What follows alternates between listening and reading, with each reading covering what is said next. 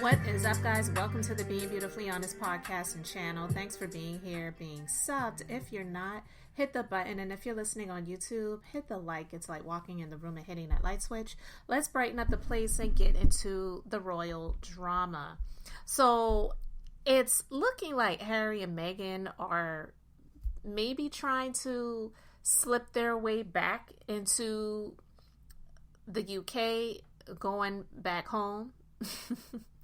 Like Drake said, and I'm not sure if that's going to be able to happen, but we shall see, because since 2018, at least 18 of their staff have quit or have left. Either they've, terminated them, or they've left, and recently they had someone else that abruptly quit after being on the job for 3 months. And he was their chief of staff. So they're saying it's not a good look. Now, this is coming from In Touch. They're saying it's definitely not a good look for the Sussexes.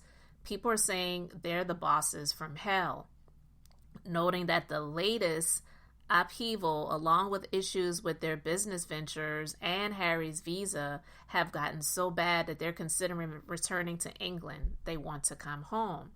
The years since Megxit have been rocky.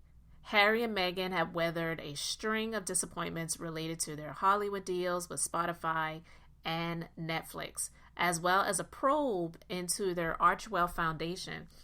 And as the source points out, they're clearly not as welcome in the U.S. as they were back in 2020. Now, it really is a different time. We've gone through a whole lot with the pandemic. I feel like Oprah gave them a spotlight for a lot of people to really give them their eyeballs and to feel some sense of sorrow or pity for them. I didn't feel it because I just personally didn't see her as much of a victim as real victims. Like, there are people that are going through so much right now in this world, not just in the United States, in this world, and I could name a number of different situations that we know that are being reported in the news. I'm not going to go into all of those right now, but I just think it's an insult for anyone of some privilege to be in a space that they were in, and because some feelings were hurt, or I don't care, honestly, if every tabloid was saying things about her that they deem to be racially insensitive or whatever. I'm not saying it's right or it's okay, but in the grand scheme of things, no, you're not a victim. So, you're able to live in Tyler Perry's mansion rent-free for a little while. You get your mansion in Montecito. You're getting all of these deals thrown at you. They had the Spotify deal, which was canceled, but they said that she didn't really produce much. She did 12 podcast episodes. I do more than that in a week. You know what I mean? Like, I'm definitely not getting that type of money. I don't know, honestly, anyone is that does that little work. So it's just like, no, you're not a victim. And right now with King Charles and Kate, both of them are going through cancer battles. Them trying to get back into the fold after the things that they have done pretty much sold them out for the sake of a buck. I don't see how that could happen very easily. And now Meghan is also concerned about her brand, her American Riviera-Orchard brand. And I'll be honest, like, having her name attached to something that she created, I guess, in a number of ways could be seen as good.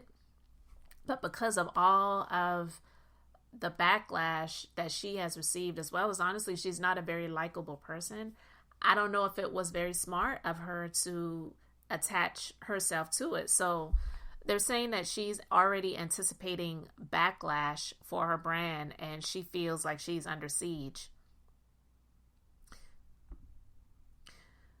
It's being reported that she's reached the point now where she thinks that anything and everything she does will be unfairly criticized.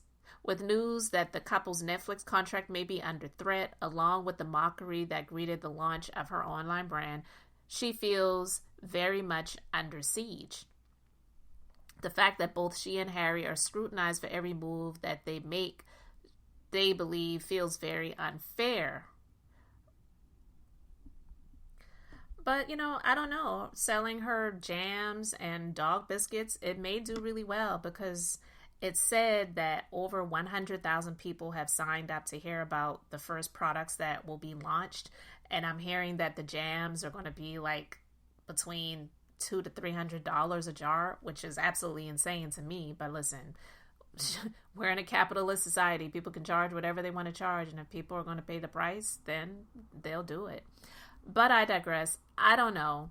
We'll see what happens from here. But they have had a lot of people that have come on board to be a staff member and have left. And with all of the things that they have going on right now, I'm quite sure that they really need the assistance and support of the people that work with them to keep things going. And not just to keep things going, but to get them to a point where things are going to be better for them. Listen, I don't wish them any harm.